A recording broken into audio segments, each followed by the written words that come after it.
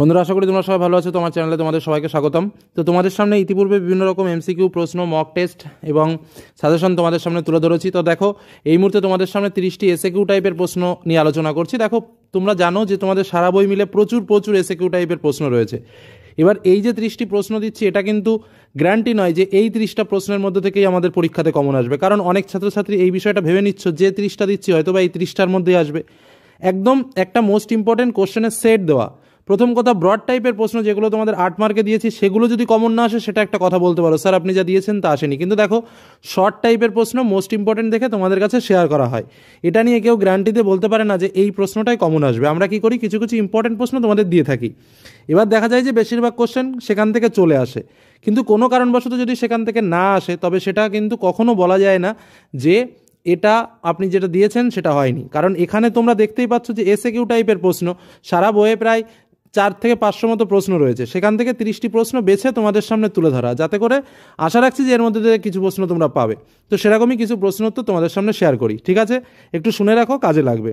প্রথম প্রশ্ন, উন্মুক্ত দ্বারনীতি কী এবং এর প্রবক্তা কে? আমেরিকার বিদেশ সচিব জন হে 1899 খ্রিস্টাব্দে ঘোষণা করেন যে চীনে অন্যান্য ইউরোপীয় দেশের বাণিজ্য সংস্থাগুলির মতো তাদেরকেও বাণিজ্যের অধিকার দিতে হবে। এই ঘোষণাকেই বলা হয় উন্মুক্ত দ্বারনীতি। পরবর্তী প্রশ্ন, শ্বেতাঙ্গ জাতির দায়বদ্ধতা কী? উত্তরটা হচ্ছে, শ্বেতাঙ্গরা নিজেদের উন্নত সভ্যতা ও সংস্কৃতির ধারক ও বাহক বলে মনে করত। সেজন্য তারা এশিয়া, আফ্রিকা ও ল্যাতিন আমেরিকার অনুন্নত জাতিগুলিকে শিক্ষা দিয়ে উন্নত করার আহ্বান জানায়। এটিই ছিল শ্বেতাঙ্গ জাতির দায়বদ্ধতা।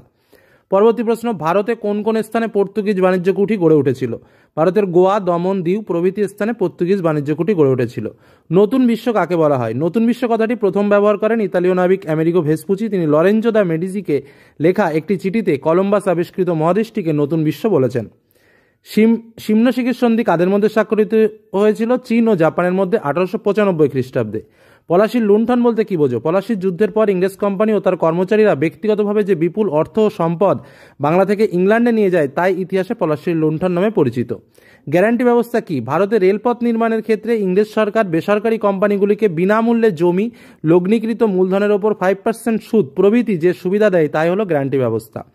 কে কবে পাঞ্জাবকে ব্রিটিশ সাম্রাজ্যভুক্ত করেন? 1848 খ্রিস্টাব্দে লর্ড ডালহৌসি পাঞ্জাবকে ব্রিটিশ সাম্রাজ্যভুক্ত করেন। চুইয়ে পড়া নীতি বলতে কি বোঝায়? লর্ড বেন্টিংয়ের আইন সচিব লর্ড মেকলে তার বিখ্যাত মিনিটসে বলেন যে প্রথমে উচ্চ ও মধ্যবিত্তদের মধ্যে ইংরেজি শিক্ষার বিস্তার ঘটবে ও পরে তা সাধারণ মানুষের মধ্যে ব্যাপকভাবে ছড়িয়ে পড়বে। এই নীতি চুইয়ে পড়া নীতি নামে পরিচিত। নববঙ্গীয় কারা? ডিরোজিওর আদর্শ দ্বারা প্রভাবিত তার অনুগামীদের নববঙ্গীয় বলা হয়। তাইপিং বিদ্রোহ কবে কোথায় হয়েছিল? 1850 থেকে 1864 খ্রিস্টাব্দে চীনে তাইপিং বিদ্রোহ ঘটে। ভাইকম সত্যাগ্রহ কি? শ্রীনারায়ণ গুরু কেরলের ভাইকম মন্দিরে প্রবেশাধিকারের দাবিতে যে আন্দোলন শুরু করেন তা ভাইকম সত্যাগ্রহ নামে পরিচিত। মিরাট ষড়যন্ত্র মামলায় দুজন বিদেশি অভিযুক্তের নাম করো। দুজন বিদেশি অভিযুক্তের নাম হলো Philip Spratt, Benjamin Francis Bradley. Cabinet mission কেন ভারতে আসে? ভারতের স্বাধীনতা সংক্রান্ত বিষয়ে আলোচনার জন্য ক্যাবিনেট মিশন ভারতে আসে।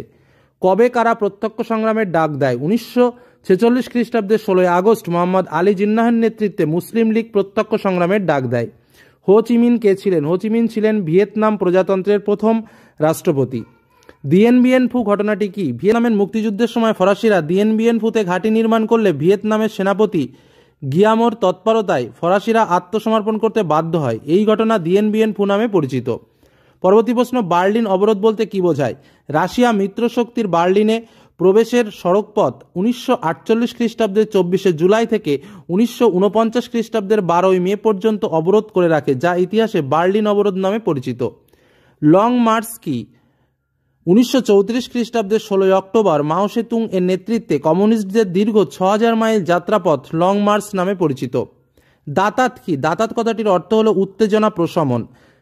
আমেরিকা যুক্তরাষ্ট্র ও সোভিয়েত রাশিয়ার শান্তিপূর্ণ সহাবস্থান নীতিই হলো দাতাত। বেন বেল্লা কে ছিলেন? বেন বেল্লা ছিলেন স্বাধীন আলজেরিয়ার প্রথম রাষ্ট্রপতি। ইন্দোনেশিয়ায় কারা উপনিবেশ গড়ে তোলে? প্রথমে হল্যান্ড এবং পরে জাপান। স্বাধীন ভারতের প্রথম নির্বাচন কবে হয়েছিল? 1950 থেকে 51 খ্রিস্টাব্দে প্রথম সাধারণ নির্বাচন হয়। ভারতীয় সংবিধানের জনক কাকে বলা হয়? বি আর আম্বেদকরকে। সত্যবিলোপ নীতিকে ঘোষণা করেন লর্ড ডালহৌসি। কোন অধিবেশনে মুসলিম লীগ পাকিস্তান প্রস্তাব গ্রহণ করে? 1940 খ্রিস্টাব্দের লাহোর অধিবেশনে। ক্রিপস প্রস্তাব কি? ব্রিটিশ মন্ত্রিসভার সদস্য স্টাফোর্ড ক্রিপসের নেতৃত্বে ক্রিপস মিশন ভারতে আসে 1942 খ্রিস্টাব্দে। ভারতকে স্বায়ত্তশাসন দেওয়ার উদ্দেশ্যে 29 মার্চ একগুচ্ছ প্রস্তাব পেশ করে, যা ক্রিপস প্রস্তাব নামে পরিচিত। ভারত ছাড়ো আন্দোলনের কয়েকটি মূল কেন্দ্রের নাম কি? কলকাতা, ঢাকা, হুগলি, মেদিনীপুর, বোম্বাই, আহমেদাবাদ, পুনে, নাগপুর, কানপুর, কেরালা, মহীশূর ইত্যাদি। ভিয়েত মিন কে গঠন করে? হো চি মিন। ইয়াল্টা সম্মেলন ডাকা হয় কেন? বিশ্বশান্তি প্রতিষ্ঠার উদ্দেশ্যে ইয়াল্টা সম্মেলন ডাকা হয়। 30টি এসএকিউ টাইপের প্রশ্ন তোমাদের সামনে শেয়ার করলাম, খুব ইম্পর্টেন্ট প্রত্যেকটা প্রশ্ন, আশা করি কাজে লাগবে। এটুকু বলে আজকের আলোচনা শেষ করলাম, ধন্যবাদ।